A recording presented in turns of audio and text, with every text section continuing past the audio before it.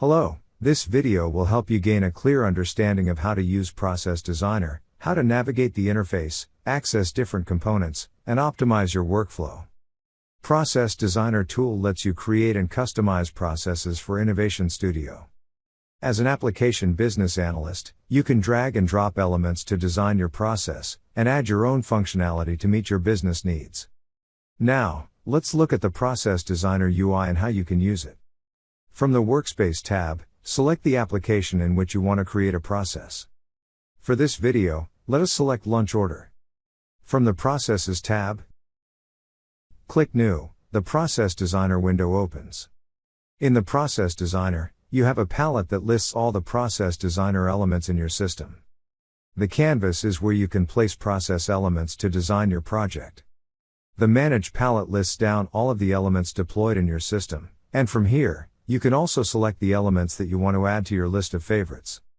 For example, you can mark Call Activity, Connector, and Receive Task. These elements can now be seen on the Favorites tab list. The default elements are listed on the Default tab. This is the Process Toolbar. This toolbar includes the basic editor tools. To see more information about the processes such as process name, parameters and permissions assigned to it, click the Process Properties tab. Use the Element Properties tab to configure properties of the selected element. These properties change based on the element you have placed on the canvas.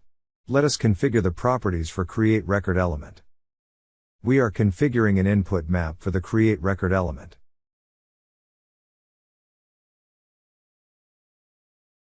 To see the warnings and errors listed for the process that you have designed, click Validation Issues. This tab displays all the errors and warnings which you must resolve. JSON will show you the JSON design of the element. Click Save to save your process and then click Close. We saw how to create a new process. You can also perform additional tasks for the processes you have created. To rename the process, select the process and click on the Rename tab. If you want to undo or revert any customizations, simply click on the Revert Your Customization tab. Instead of designing a new process, you can also create a copy of your existing process. If you want to delete a process, simply select the process and click Delete. Now, to view and manage all your processes, click on the Manage Processes dashboard. You can also view the processes based on the time frame. For example, you can view the processes running in the last hour or last day. It will show you all the active, suspended, errored, and completed processes.